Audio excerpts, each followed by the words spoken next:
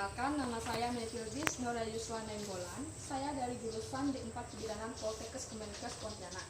Di sini saya akan melakukan penyuluhan tentang PHBS perilaku hidup bersih sehat, diutamakan untuk melakukannya cuci tangan. Nah, di sini saya akan menjelaskan apa itu tujuan dari penyuluhan ini. Ada dua tujuan, yaitu tujuan umum dan tujuan khususnya. Tujuan umumnya di sini selama 30 menit ini peserta penyuluhan di sini harus dapat memahami informasi mengenai PHBS, khususnya cuci tangan. Kemudian tujuan khususnya di sini saya akan menjelaskan apa itu mencuci tangan, kemudian apa itu tujuan mencuci tangan, alasan kita harus mencuci tangan dengan air mengalir itu kenapa, kemudian 5 waktu yang tepat untuk kita mencuci tangan itu kapan, serta menjelaskan langkah mencuci tangan yang baik dan benar. Nanti saya akan mengajari kalian bagaimana cara langkah-langkah dalam melakukan tindakan cuci tangan yang benar dan tepat. Contohnya di sini, sebelum kita pergi ke arah mencuci tangan, saya akan menjelaskan apa itu PHBS. Nah, PHBS itu perilaku hidup bersih dan sehat, di mana PHBS ini semua perilaku kesehatan yang dilakukan atas kesadaran sehingga anggota keluarga atau keluarga dapat menolong dirinya sendiri di bidang kesehatan dan dapat berperan aktif dalam kegiatan kesehatan dan dalam kegiatan kesehatan masyarakat. PHBS ini suatu upaya dalam memberikan pengalaman belajar bagi perorangan, keluarga, kelompok dan masyarakat dengan membuka jalur komunikasi, memberikan informasi dan melakukan suatu edukasi. Jadi ini untuk meningkatkan pengetahuan adik-adik, sikap dan perilaku melakukan melalui pendekatan advokasi, bina suasana dan gerakan masyarakat. Jadi tujuan PHBS ini untuk meningkatkan pengetahuan, kesadaran, kemauan dan kemampuan masyarakat agar hidup bersih dan sehat, serta masyarakat termasuk swasta dan dunia usaha berperan aktif menunjukkan derajat kesehatan yang optimal. Nah, selanjutnya saya akan masuk ke cuci tangan. Apa sih itu cuci tangan? Nah, di sini cuci tangan adalah proses membuang kotoran dan debu secara mekanis dari kulit kedua belah tangan dengan memakai sabun dan air. Tujuannya adalah untuk menghilangkan kotoran dan debu secara mekanis dari permukaan kulit dan mengurangi adanya jumlah mikroorganisme sementara yang ada di dalam tangan. Itu menurut Dahlan dan Unggal 2003. Kemudian tujuan kita melakukan cuci tangan itu banyak sekali tujuannya. Di antaranya ada tujuannya untuk supaya tangan kita ini bersih, kemudian membebaskan tangan kita ini dari kuman dan bakteri, kemudian terhindarnya dari suatu penyakit, misalnya sakit perut dan diare. Nah, ini juga alasan mengapa kita harus mencuci tangan dengan air yang mengalir.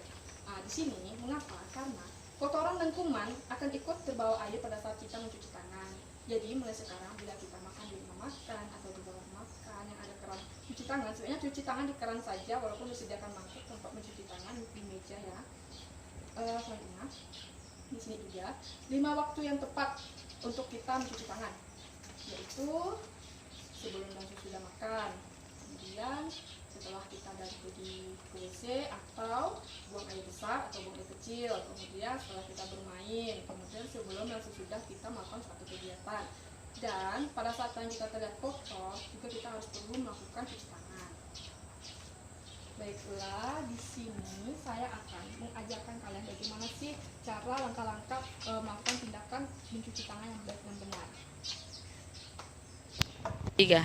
Baiklah adik-adik, di sini saya akan menjelaskan langkah-langkah kita mencuci tangan yang baik dan benar.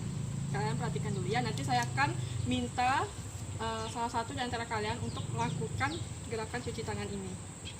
3. Baiklah, di sini sebelum kita melakukan tindakan ini, pertama-tama kita basahi dulu tangan kita dengan air yang mengalir. Seperti ini. Kemudian kita ambil sabun dengan menggunakan belakang tangan kita seperti ini. Kemudian lakukan gini, mengusap-ngusap telapak tangan. Kemudian pergi ke arah sela-sela jari seperti ini. Dilakukannya selama 10 menit. Nah, setelah itu pergi ke arah jari juga seperti ini. Sama ya, melakukannya dengan 10 menit. Setelah itu kita seperti mengunci jari seperti ini. Kemudian menggosok jempol kita seperti ini. Setelah itu kuku kita diletakkan di telapak tangan seperti ini. Nah, kemudian kita basuh.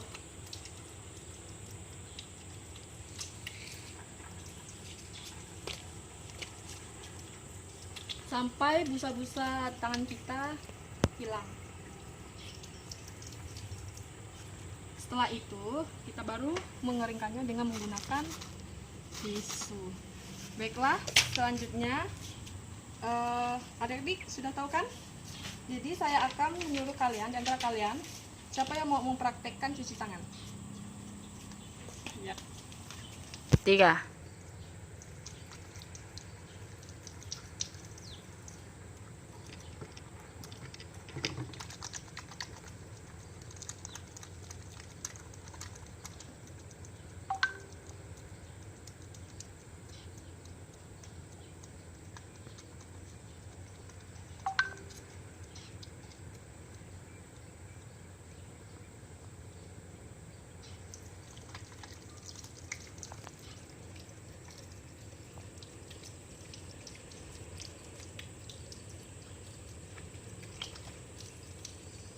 Ya, bagus.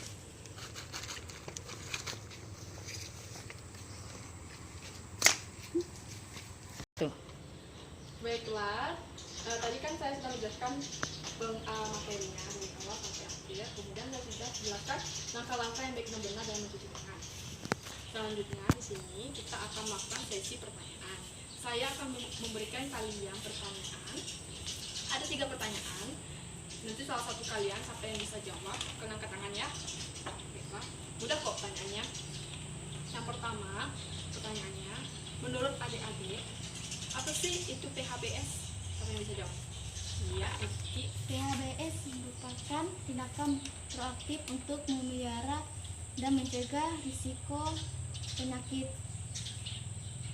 Ya, ya benar. PHBS itu perilaku hidup bersih sehat. Dilakukan PHBS ini dari yang materi yang saya jelaskan untuk menghindari suatu penyakit, kemudian melindungi diri kita, dan dapat menjadikan seseorang atau keluarga untuk menolong diri sendiri di bidang kesehatan dan berperan dalam menunjukkan derajat kesehatan masyarakatnya. Ini benar ya. Kemudian pertanyaan kedua, mengapa sih kita perlu dilakukannya cuci tangan? Ya, dengan siapa? Titin, Ya, silakan Tin.